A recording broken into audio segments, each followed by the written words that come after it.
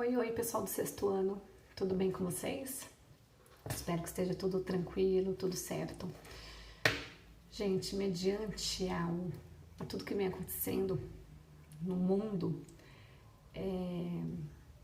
nós tomamos a decisão de manter a segurança de todos e também sermos responsáveis, né, para tentar que essa pandemia seja o mais breve possível. Infelizmente ela está acontecendo, mas que seja breve, né? E tudo depende da gente, depende da nossa consciência, depende da nossa disciplina. Então vamos fazer o que estão pedindo para que seja feito e torcer para que a gente consiga controlar logo a situação, tá bom? Então como estamos aí, né? Como vocês estão em casa, forçadamente, vamos aproveitar, vamos ter nossas aulas por aqui, né? A gente sabe que a gente vai sentir falta, mas por enquanto é o que dá para fazer e a gente vai fazer isso daí, tá bom? Bom, o que eu resolvi fazer nessa primeira videoaula da gente? Lá na outra aula, eu dei uma resumida, né, no módulo 5. O módulo 5 é aquele módulo sobre as propriedades físicas da matéria. E a gente começou a fazer a correção dos exercícios, tá? Como eu achei, pelo que eu pude sentir, que alguns alunos ainda estavam meio em dúvida do que está acontecendo, do conteúdo, nessa primeira aula eu queria fazer um resumo, fazer uma retomada de alguns pontos do módulo 5, tá? Por quê? Para ver se vocês conseguem aí absorver o que estava faltando, né? Se para algum aluno, aquele ponto lá não ficou muito claro para mim. Então a gente dá essa retomada que eu acho importante para que a gente consiga ir para o módulo 6 de forma tranquila, sabendo que o módulo 5 vocês viram, depois vocês reviram e ficou tudo tranquilo, tá? Então vamos a ele. Bom, o que é matéria? É tudo aquilo que ocupa lugar no espaço, que tem um volume e que está presente. Na verdade, tudo é matéria. O nosso corpo é uma matéria, a nossa casa é uma matéria, essa caneta é uma matéria, a mesa é uma matéria. Então, o oxigênio que está no ar é uma matéria, o ar é uma matéria, as nuvens é uma matéria, enfim, tudo que existe, vamos dizer assim, acaba sendo um exemplo de matéria, tá?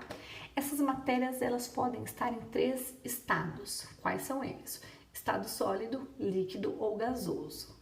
Tem matérias que naturalmente elas são no estado sólido. Tem matérias que naturalmente elas são do estado líquido. Isso vai depender de cada substância, da particularidade de cada substância, tá? Então, naturalmente, uma matéria de um jeito, em um estado, a outra se apresenta de outro. E o que pode mudar o estado da matéria? O que pode uma substância que naturalmente é no estado líquido ir para o estado gasoso? São 2 coisas que podem alterar o estado de uma matéria: mudança de temperatura ou a mudança de pressão, tá? Então são esses os 2 fatores que interferem na mudança de estado de qualquer matéria existente. Tudo bem? Eles que vão interferir, que podem provocar essa mudança. Mudança, nós vimos lá que uma mudança do estado sólido para o líquido chama fusão, que do estado líquido para o gasoso chama vaporização, que do gasoso para o líquido chama liquefação ou condensação, e que do líquido para o sólido chama solidificação. E aí a gente também viu a sublimação e a ressublimação, que é quando eu tenho uma passagem direta sem passar pelo estado líquido, né? Então quando vai do sólido para o gasoso ou do gasoso para o sólido, aí a gente, quando tem essa passagem direta sem passar pelo estado líquido, a gente chama essa passagem de sublimação ou ressublimação. Mas isso a gente já viu, tá? E essas mudanças acontecem por mudança de temperatura ou mudança de pressão. Tudo bem. Até aí, tranquilo. Aí a gente tem o quê? Então, isso é como a matéria se comporta, tá? Aí a gente tem o que a gente chama de propriedades da matéria, ou seja, quais são as características que uma matéria pode apresentar. E aí a gente tem três características que são, três propriedades que são muito importantes. Quais são elas? A temperatura de fusão, a temperatura de ebulição e a densidade. Então, cada matéria vai ter a sua temperatura de fusão específica, a sua densidade específica, a sua temperatura de ebulição própria. Cada uma tem a sua, tá?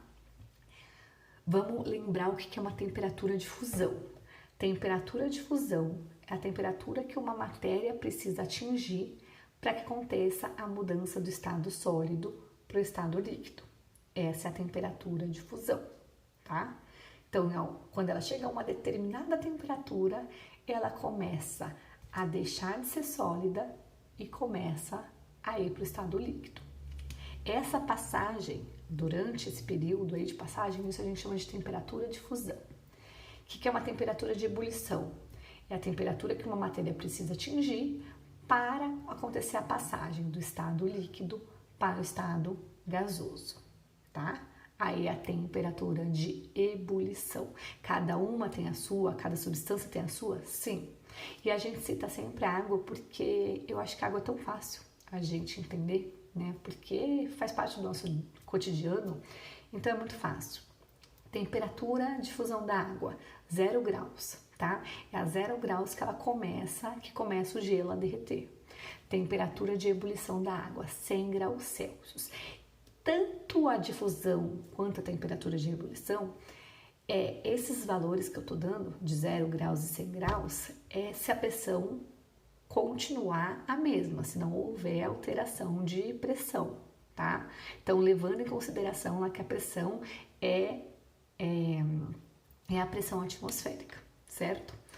Então, vamos lá. A temperatura de ebulição da água é 100 graus Celsius, que é a temperatura, quando ela atinge 100 graus Celsius, é a temperatura que ela começa a sair do estado líquido e vai lá para o gasoso. Tudo bem? Então, cada substância tem a sua. Aí, pegando esse exemplo na água, tá? Temperatura, lembrando, temperatura de fusão da água é 0, temperatura de ebulição 100 graus Celsius. Pergunto a vocês, pessoal, se eu tiver a minha água a uma temperatura de 98 graus Celsius, qual é o estado que ela vai estar? 98. Sabendo que a temperatura de fusão é 0 e a temperatura de ebulição é 100, se ela está no meio dessas duas temperaturas, que eu falei para vocês, 98 graus Celsius, foi o exemplo que eu usei, se o 98 está no meio do 0 e do 100, essa água, ela estará no estado líquido, tá? Então, eu tenho 2 pontos, temperatura de fusão, temperatura de ebulição. Se for inferior à temperatura de fusão, é estado sólido. Se for entre a temperatura de fusão e a temperatura de ebulição, é líquido. E se for acima da temperatura de ebulição, a substância está no estado gasoso. Isso não vale só para a água, vale para todas as substâncias, tá? Por isso que é importante a gente saber a temperatura de fusão e ebulição de uma substância, porque a gente consegue saber qual o estado físico que essa substância está. Se é líquido, se é gasoso. Então, o ferro ele tem uma temperatura de fusão de 1500 graus Celsius, tá? Então, se ele tiver 50 graus, ele está no estado sólido, certo? Então, essa temperatura de fusão e ebulição eu uso, é um indicativo para eu saber identificar qual é o estado físico da minha matéria. Se é o sólido, se é o líquido, se é o gasoso, tá? Então, é super, super, super importante, tá? E lembrar que eu considero sempre a pressão a mesma. Aí, uma curiosidade, uma outra propriedade interessante para vocês lembrarem, que é o quê? Falei para vocês, então, que a água tem temperatura de fusão de 0 graus e de ebulição 100 graus Celsius. Quando a gente fala esses valores, a gente considera a nível do mar, tá? sempre o nosso padrão é considerar nível do mar. Então, todas as cidades litorâneas, ou seja, aquelas cidades que tem praia, Santos, Guarujá, Fortaleza, Florianópolis, todas essas cidades vão ter isso. Ponto de fusão 0 graus da água, ponto de fusão 0 graus, ponto de ebulição a 100 graus Celsius. Porém, a gente sabe que a pressão, ela pode alterar essas temperaturas, tá? E aí, como é que funciona? Vamos lá. Eu tenho uma cidade litorânea, que é essa cidade que está a nível do mar, e eu tenho uma cidade que está em elevada altitude, tá? Uma cidade mais alta. Nossa cidade é bem mais alta, por exemplo, que uma cidade litorânea. Então, eu tenho uma cidade que está aqui na baixada, vamos dizer, e uma que está aqui no alto. O que acontece? Essa cidade litorânea, essa cidade que está na praia aqui, ela tem toda essa quantidade de ar exercendo uma pressão que a gente chama de pressão atmosférica. Ou seja, ela tem uma faixa bem grande de ar e, consequentemente, a pressão que esse ar exerce é grande. Já essa cidade que está aqui em cima, percebam que ela tem essa faixa toda de ar a menos, ó, tá? Tudo isso aqui, essa partezinha aqui, é menos de ar, ou seja, ela tem uma quantidade menor de ar. Se ela tem uma quantidade menor de ar, a pressão atmosférica, a pressão que esse ar exerce na superfície também é menor. E aí, como a pressão, ela interfere nas temperaturas das substâncias, na temperatura de fusão e na temperatura de ebulição, o que a gente vê? Nas cidades de maior altitude, a temperatura de ebulição, ela é menor, tá? A difusão também. A difusão, no caso, ela é maior, tá? Então, o que acontece? Quando eu preciso lá no Rio de Janeiro, a minha temperatura de ebulição é 100 graus Celsius, para eu ferver a água, começa a ferver com 100 graus Celsius, numa cidade mais alta não é 100 graus Celsius, é 96, 98, 95, depende da altitude, tá? Por quê? Porque como a pressão é menor, eu consigo ter uma temperatura de ebulição mais rápida, tá? Então, em cidades com altitudes mais elevadas, São Paulo, por exemplo, quando começa a ferver minha água em São Paulo, quando atinge 98 graus Celsius, não é 100, tá? Ou seja, a pressão interfere na temperatura de fusão e na temperatura de ebulição, certo? Cidades muito altas, né? Então, a gente tem no Peru que acontece isso, a gente tem no Equador acontece isso, na Bolívia acontece isso. Então, por exemplo, na Bolívia, lá que tem a cidade de La Paz, para você ferver uma água, você consegue começar a ferver essa água a 87 graus, tá? Por quê? Porque ela é muito alta. E aí, por ser alta, menor quantidade de ar, se é menor quantidade de ar, menor pressão atmosférica. Então, esse é um ponto muito interessante. Que a gente, né, quando a gente fala, é 0 graus, 100 graus, parece que isso não muda. Não, ele muda porque a gente tem a interferência da pressão que pode alterar essas temperaturas, certo? Então, a temperatura de fusão, a temperatura de ebulição serve para quê? Primeiro, que serve para a gente identificar uma substância. Se eu sei a temperatura de fusão e a temperatura de ebulição, e se cada substância, cada matéria tem a sua, eu sabendo, eu consigo chegar a qual substância que eu estou falando, né? Eu consigo usar essa temperatura de fusão e de ebulição para identificar matérias. Se eu falar para você, ó, gente, eu tenho uma substância que tem uma temperatura de fusão a 0 graus e uma temperatura de 100 graus Celsius. Qual que é essa substância? É a água, tá? Claro que vocês não precisam saber qual que é a substância, mas se você for lá pesquisar, se você tiver o dado e for lá pesquisar, você consegue identificar qual que é a substância. E você, pela temperatura de fusão e ebulição, também sabe isso sim vocês têm que saber, qual que é o estado que a matéria se apresenta, se ela está no estado líquido, no gasoso ou no sólido. Lembrando que os exercícios sempre vão falar a temperatura de fusão e a temperatura de ebulição das substâncias, das matérias. Assim vocês conseguem identificar o estado físico, certo? E o último ponto que eu queria retomar com vocês é sobre densidade, que é mais uma propriedade da matéria. Então, a matéria tem a temperatura de ebulição e de fusão como propriedade e a densidade também. Lembrem lá como que eu calculo uma densidade, fazendo aquela fórmula de massa sobre o volume, tá? Massa sobre o volume. Divido a massa da matéria pelo volume, pelo espaço que ela ocupa e eu obtenho a densidade. Como a gente sempre usa a água como exemplo, densidade da água para vocês saberem, 1 grama por centímetro cúbico, tá? Essa é a densidade da água. E aí, sabendo a densidade, a gente pode fazer aquela brincadeirinha lá de, afunda ou flutua, tá? Então, vamos supor, eu vou pegar um balde de água e vou começar a jogar as coisas nesse balde de água. Sabendo, né, que eu já informei para vocês que a água tem a densidade de 1 grama por centímetro cúbico. Se eu jogar uma matéria com mais de 1 grama, ela vai afundar, porque a densidade dela é maior que da água. Se eu jogar uma matéria, uma substância que tem densidade menor que da água, ou seja, 0,98, menor que 1, ela vai flutuar, porque a densidade dela é menor que da água. Então, pela densidade, a gente consegue identificar o que vai acontecer, né? Se a densidade for maior, essa substância provavelmente vai afundar.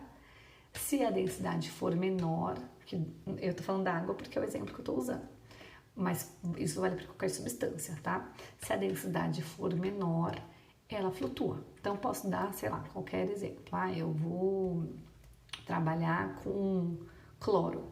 Vamos supor, não é, tá? Vamos supor que a densidade do cloro é 1,7. Se eu jogar uma substância com 1,5, ela boia. Se eu jogar uma substância com 3,6, ela afunda. Então, eu falo da água como exemplo, mas não pode ficar preso só na água. Todas essas características, todos esses comportamentos valem para qualquer substância, para qualquer matéria, tá? Então, é interessante isso da densidade. Obtemos o valor da densidade aplicando a fórmula massa sobre volume, e com essa densidade eu consigo ter uma referência para saber se vai afundar, se vai afundar, se vai boiar.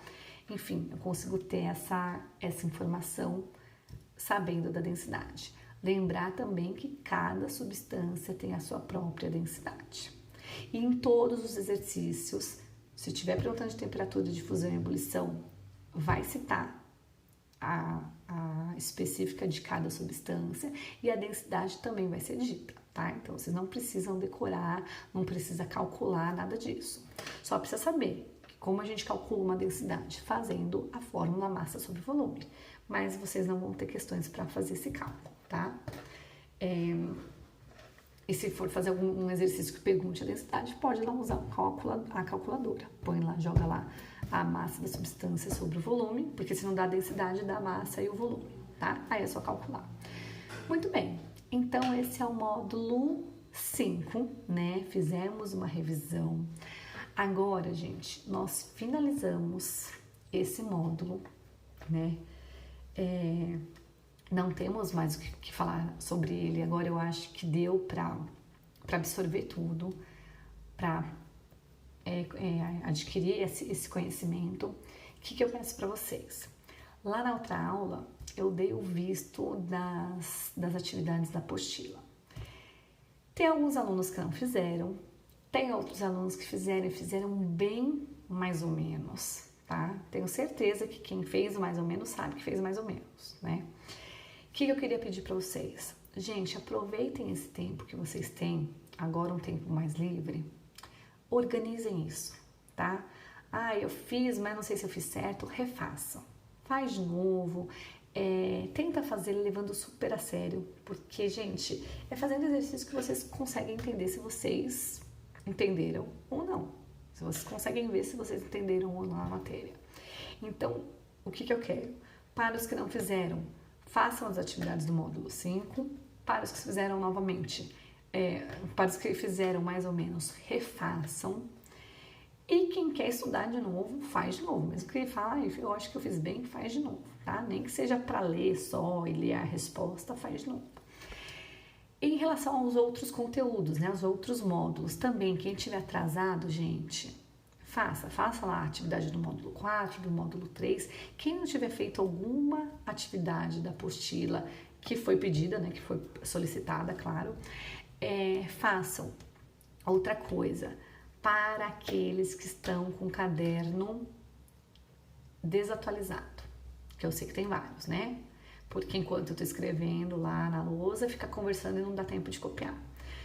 Aproveitem também esse tempo e deixem esse caderno organizado, gente. Então, assim, eu tô lá olhando no caderno, eu vi que tá faltando.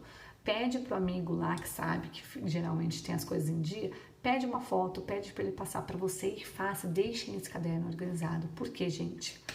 Primeiro, nós não sabemos quanto tempo que a gente vai ficar aí fora da escola, né? E provavelmente a hora que voltar vai ser um ritmo rápido, um ritmo acelerado, tá? Não vai ficar dando muito tempo, nossa, agora eu vou pegar minhas coisas e vou organizar, não, porque vocês vão estar fazendo outras coisas.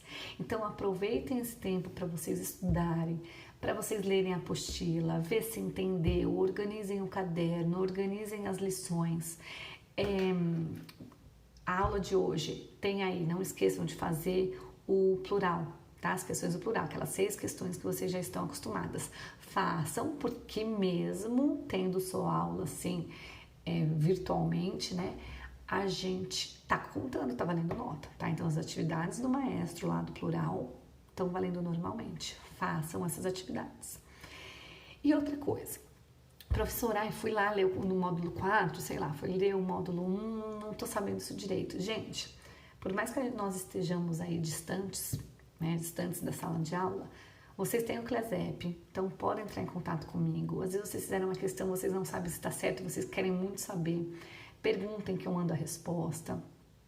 Então, qualquer dúvida que vocês tiverem, pode manda lá pelo CLESEP, tá? Mas o importante, gente, agora é sentar e ver se está tudo certo. Porque logo depois, a hora que eu voltar, provavelmente, né, em questão de dias, vão ter provas. Aí, se vocês não estiverem no ritmo, fica difícil, tá? Assim, vai ser mais